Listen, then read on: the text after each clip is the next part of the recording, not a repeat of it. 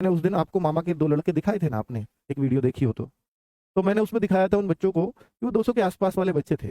मैंने आज उनका स्कोर पूछा और मैंने ये किया कि भाई हो सकता है नकल मार लेते हो बाद में, कि आप मेरे को ना, मैंने अपने पास तो नहीं बिठाया, मैंने बोला मेरे को एग्जैक्ट 8 बजे आप मेरे को स्क्रीनशॉट भेज देना अपने टेस्ट का। मैंने मांग लिया और उन्होंने भेज भी दिया 8 बजे। सुबह 6 बजे उठना पड़ा उनको संडे में, कोई बात नहीं, पेपर का टाइम आ रहा, उठना भी चाहिए।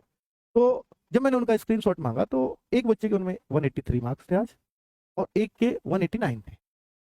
तो उनमें से एक का जो है स्कोर था वो मैथ में, रीजनिंग में और हिंदी में अच्छा था, जीएस में बहुत ही खराब था। मतलब उसने 15 क्वेश्चन किए होंगे और 9 ही सही थे।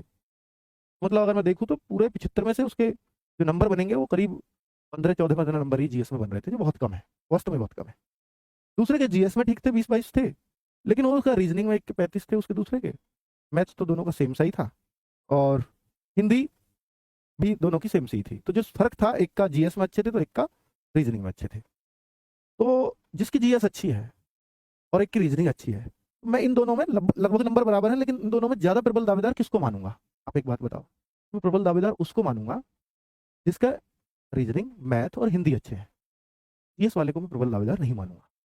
अगर मैं इन दोनों में अच्छा दावेदार मानूं तो, हालांकि मुझे दोनों ही ऐसा लगता है कभी कभी तो कि दोनों लड़ाई से बाहर हो जाएंगे शायद, पर ऐसा भी लगता है हो सकता है दोनों अंदर हो जाए। वो एक बाई चांस होता है, उसको नहीं कहा जा सकता कुछ भी। तो अभी मेरे को इनके 60% बाहर होने के चांस लग रहे हैं, 40% हो सकता है ये सही कर जाए पेपर को।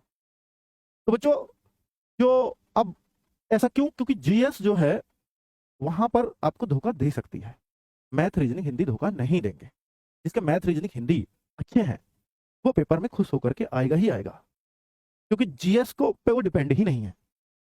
और मैं ये मानता हूं कि यूपी पुलिस के अंदर जीएस परेशान करेगी, चाहे आपने कितनी भी पढ़ी हो, तब भी आपको जीएस परेशान करने वाली मिल सकती है। इसका माइंडसेट आप लेकर के जाएं। अगर आप 20 के आसपास जीएस कर देते हैं या 20 से प्लस कर देते हैं तो ये बड़ी खुशकिस्मती होगी, बड़ी अच्छी ही बात होगी। अभी असिस्टेंट ऑपरेटर और हेड ऑपरेटर के पेपर हुए, तो इसमें हमने सब कुछ देखा, बच्चों से रिव्यू लिया, तो मैथ्स रीजनिंग सब अच्छा आया, साइंस या जीएस जो भी कुछ था, तो उनमें जीएस में ही बच्चे परेशान दिखे वहाँ, जीएस पल्ले नहीं पड़ रही थी। तो वो सब चीजें अब भी देखने को मिल सकती है। ठीक है, तो इसलिए परेशान होने की जरूरत नहीं है। अगर आपको जीएस ऐसी लगे ना कि यार ये भी नहीं आ रहा, ये भी नहीं आ रहा, ये भी नहीं आ रहा, तो उस समय बस परेशान मत होना। बस ये करना कि नहीं आ रहे ना मुझसे, कोई बात नहीं, ये किसी से नहीं आ रहे होंगे, क्योंकि अटपटे ही प्रश्न है, ये पूछे ही इसलिए जाते हैं शायद कि हम ना कर पाए, तो इन पर क्यों परेशान हो हम? तो फिर उन प्रश्नों को लीजिए, उस सब्जेक्ट से अलग जो सब्जेक्ट है उनको थोड़ा सा ध्यानपूर्वक करिए। कई बार रीजनिंग में मान लीजिए पजल फंस जाता है, कोई सीटिंग अरेंजमेंट फंस जाता है, तो अगर फंस जाए तो परेशान मत होना, सोचना कि इसको गोल कर देता हूँ, इसको बाद में पढ़ूंगा जब पेपर को पूरा अटेम्प्ट कर लूंगा। बच्चों यकीन मानना कि जब आप पजल या कुछ बड़े लेंदी क्वेश्चन को, सीटिंग अरेंजमेंट के क्वेश्चन को छोड़ करके आगे बढ़ते हैं, उस पर 3-4 प्रश्न है, मुझे भी मालूम है एक एक क्वेश्चन पे 3-4 प्रश्न आ रहे हैं, तो उस समय जब आप पे टाइम का प्रेशर नहीं होगा ना, अगर आपको पहले उस क्वेश्चन को करने के 60% चांस थे कि पढ़ते टाइम भी लगाते, 60% चांस होते उसको करने के, क्योंकि प्रेशर अभी बहुत बहुत पेपर पड़ा है, टाइम कितना हो गया, ये सब प्रेशर है।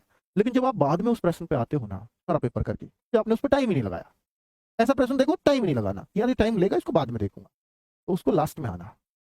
अगर पहले उस प्रश्न को करने के 60% चांस थे, तो बाद में उस प्रश्न को करने के 90% चांस बन जाएंगे बच्चों, जब आप बिना टाइम के प्रेशर के उस प्रश्न पर दिमाग लगा रहे हो। और आप देखेंगे पेपर के बाहर आकर कि सब लोग इस प्रश्न में बीच में ही फंस गए थे, इसलिए सबको समय कम पड़ गया।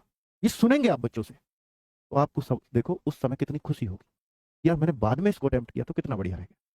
पहली प्रायोरिटी आपको यही रखनी है, पहली प्रायोरिटी अपने दिमाग में यही रखनी है कि मेरा समय किसी भी कीमत पे कम ना पड़ जाए। अगर कम पड़ गया तो आपकी प्रोबेबिलिटी पास होने की उतनी ही कम होती चली जाएगी। समय कम मत पड़ने देना, पहला टारगेट।